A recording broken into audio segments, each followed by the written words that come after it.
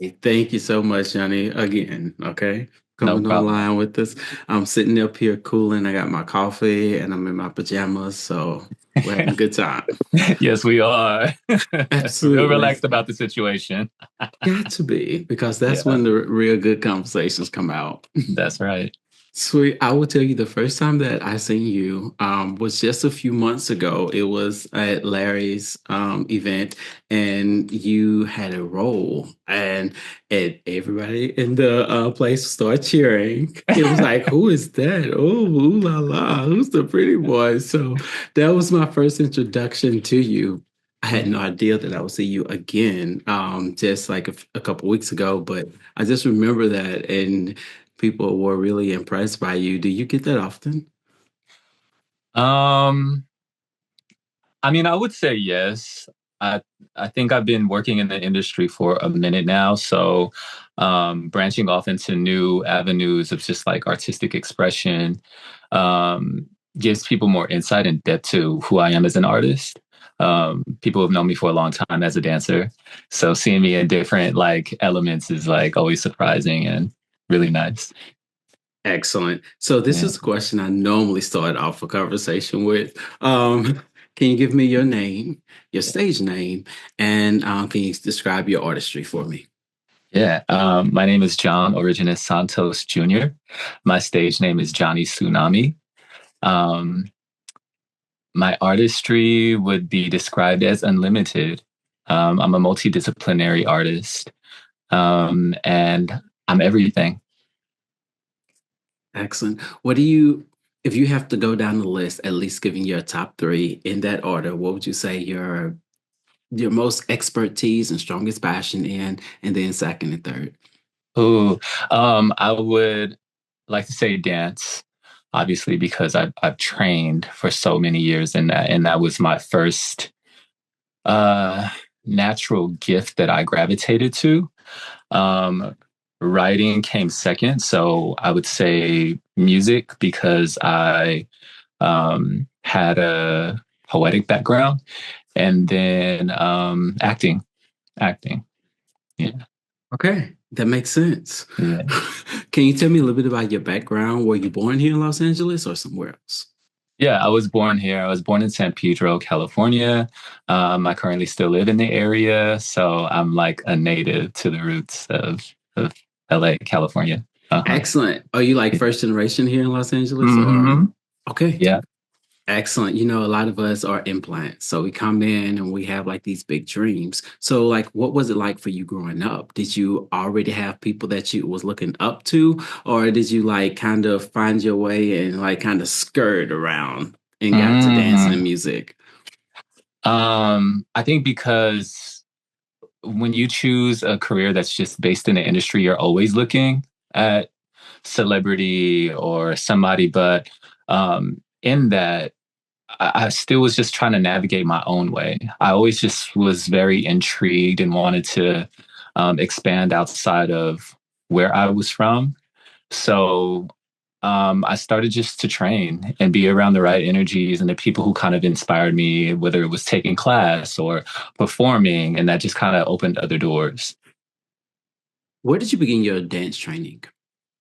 Um, in high school. In Okay. high school, yeah. And then soon after that, I went to college for a couple of semesters and eventually just was like, I just want to get in the field and I just want to go for it. So I stopped going to school and I was apprenticed to a contemporary ballet company, Helios Dance Theater here, based out of Los Angeles as well, and danced for them for about 10 years. So I started my professional journey in the concert world, and then um, I soon went to the commercial world. What do you mean by concert work? Can you explain that to me? Yeah, so concert dance is more so dance that is usually aligned with technical aspects of dance or technical genres. So it's ballet, contemporary jazz, kind of art forms.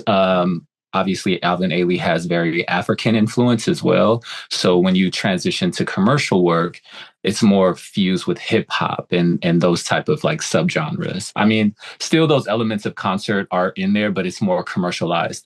Concert world is more for the stage. Are you allowed to share who? you were dancing with for your commercial and also for your stage time concert? Yeah, so my concert dance experience was with Helios Dance Theater and as well as Rhetorical Dance Company. I've also danced with Jazz Antiqua. And then my commercial experience is very expansive. I've done TV shows, Bunheads, Family Reunion. I've had roles with Apple, Hennessy, Hoka.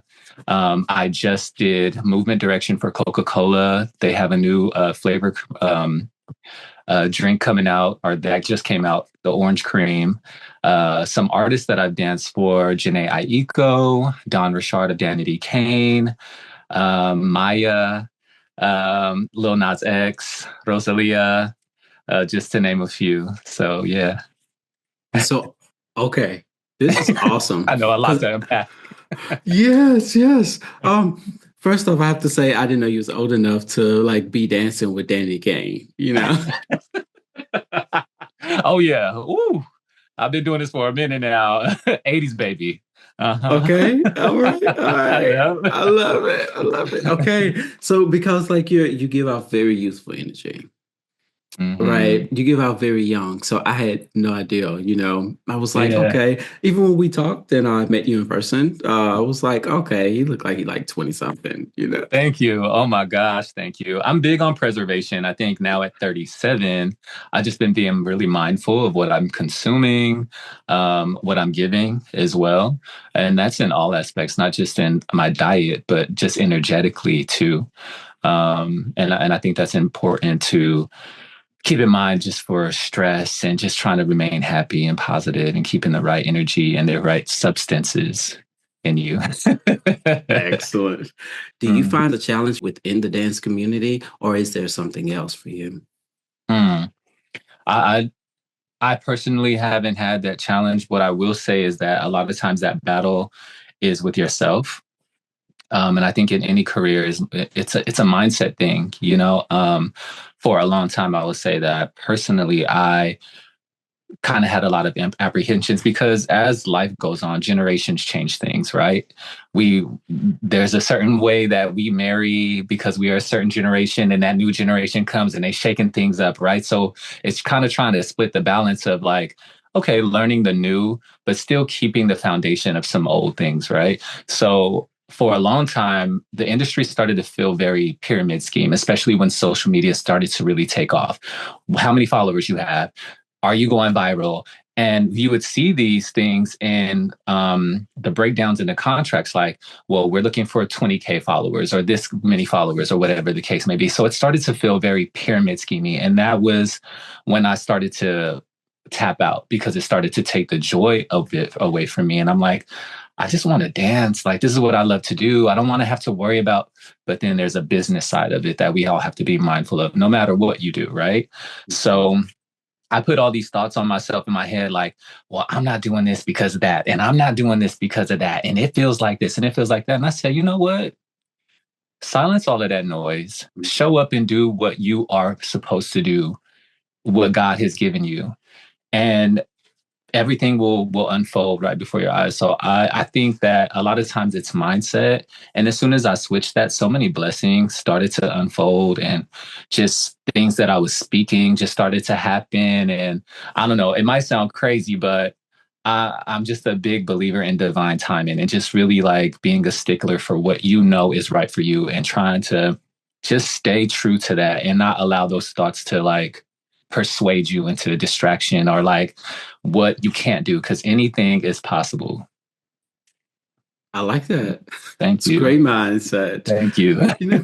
You know, when you think anything is possible, is that kind of like the mindset that you were going for when you started to act since you are primarily a dancer? How did that go? Like, how did you even start? Oh my gosh. I've always been like charismatic and just dramatic, all the matics, you know, like I've just been uh fascinated with so sorry to veer off, but I think there's something when you're born, I think culturally, um, into an environment that may be unsuitable, um, that you may see certain things that you may not need to see as a child. So you develop imagination, you develop the escapism. So I think that was the pathway that kind of led me into wanting to branch off and step outside of myself or the reality that I was living in and latch on to something that was other. So I've just always, like I said before, just wanted to explore and just learn new things and take on new characters because dance is a big we might not have dialogue a lot of times, but our body is the instrument. Our body is telling the story. So it felt natural for me to start to put words to what I was feeling in my body. Okay. And Mm-hmm. when you got that first acting gig, did someone actually contact you, or did you go out to seek it? I was contacted. I was contacted actually. Anthony Bawn had gave me my first role. He put together a series in Atlanta and he asked me to read for a role for this series called Blackville, which I believe is going to be reshot again. And yeah, I read for the role. He loved me, and I was like, oh wait, I feel I feel like I think I can do this. Like I think I can. And that's what it takes too, is just having somebody believe and see and like giving you the opportunity, you know. And I'm a firm believer in also trial and error. You like don't doubt yourself until you actually know or try something. Okay. Nice. Mm-hmm. Okay, excellent. Can you share with us one of those memorable on set moments that you had? Maybe it was a dancing moment, maybe it was an acting moment, but one of those memorable moments. Oh my gosh, yes. So I've done a few jobs overseas. There was this really big job that I used to do called Art on Ice. And it's kind of like a Cirque du Soleil, but for ice skaters, but they hire dancers as well. They hire artists. And the arena, the atmosphere, seeing all the art forms come together, seeing like just so many elements of production come to life and how they all lean on one another to make a bigger picture. And I always say art feeds art. So to be in that environment and see all these worlds just like making all this magic happen was just truly inspiring for me. Mm-hmm. Okay. You Yeah. say Korea, my favorite, one of my favorite countries. Actually, you know what? Let me change that. My absolute favorite country outside of America is South Korea. I was there for a few months and it changed my life. It was the best Wow. thing ever. It was the best thing ever. I will never forget that moment. Oh my gosh, I wish I can go back. I need to go back. Yeah, I Um, can't wait to hear more about it. I'm actually supposed to go to Korea and Japan sometime this summer for a dance gig. Yeah, yeah, yeah. It's beautiful. It was the first time Yeah. where I didn't feel like I was necessarily like black. I felt more like I was just Mm. American. You know, I felt Mhm. like I was treated not by like racial standards as Yeah. much as like national standards, which was a different. I was Mm. like, this must be the closest it must feel to like when you are a majority living within the country. This is how you feel. You feel more of a national identity than a racial identity. And for you, as someone who's moved, and it seems like you have like a more of a multicultural background, does that ever Mhm. affect your job perspectives or the way that you see yourself within these different pockets? Oh, I always I always show up black first. I'm Filipino and black, but my mom is black ass, and she taught me firsthand what it means, what it feels like to navigate this world as a black individual. Um, and I love both sides. You know, I've grew up obviously with both sides, but it's important for me to show up with my blackness first, always. Um, it doesn't hinder me. I mean, if my look is what they're calling for, then it's what it's calling for. Sometimes I'm ethnically ambiguous, and sometimes I am too black, or sometimes I'm just, you know what I'm saying. And I always just keep in mind that look, a lot of times if I'm not booked, it has nothing to do with me. They're looking for something specific. Don't take it personal. It is what it is. But Yeah, I yeah, mean, we put in application for jobs all the time and we are yeah. declined. So, I mean, Mm-hmm. gotcha. It's not necessarily something that we have to take personal. It's just, it's okay. It happens, right? Yeah. Yeah. Excellent. So now that we are getting up there in certain type of in our age group, do you ever feel like there's a moment where you have to now plan for like an exit for dancing simply because of wear and tear? Or do you like, no, people can dance into their 70 or to their 80. I want Mm. to do this. I want to be like Betty White, acting until I'm 99.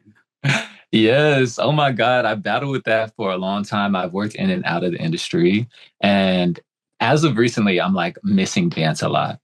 I think my last job was Rosalía when we did Coachella, and something on that set just kind of like triggered me and was like, I need to be doing more. I need to be doing something else. I'm like, I was feeling my age. I was feeling like, what's next? So I felt like, okay, I needed to part with dance. And it made me really sad. It made me depressed. And I was like, no, but you can still move. Like you can still do these things. So um, what I'm doing is now is just like allowing myself to just be. When it's don't put a time cap on when I shouldn't do something if I can still do it. It defeats the purpose, you know? Like I just feel like it's pointless. Like why am I stopping something that I know I can still do?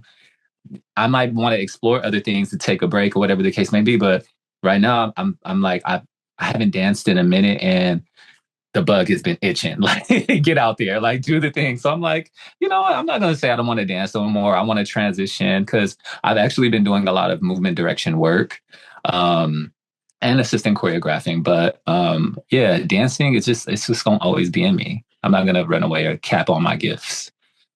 Yeah. Excellent. Mm, Um, okay, I like that. thank you. Do you have any mentors, any people in your life that help to guide you, especially during some of these decision makings? Yes, the legendary Sean Cheesman. He's choreographed for Whitney, Prince. Who else? He's worked with Shaka, the Jackson Five, Michael Jackson. He's been around all the greats, and he's kind of just been my rock in navigating and what not to do and what to do. So yeah. I like that. Excellent. I just Mhm. got one more question for you. So when you Yeah. think about like the younger generation that's coming up, what advice would you give them? Oh, continue to shake things up. Continue to mold the future. I think when we look back, because even me, like with my old heads, I'm like, no, like advance into the new. You know, it circles back to what I was saying. Like there's a generational thing and foundations that we stick to, but there's a new generation that comes in that we need to take from as well, and vice versa. You know, they can learn from us as well. And I want to just say to anybody out there, just keep doing what you know is right. You know, be unapologetically yourself always. Excellent.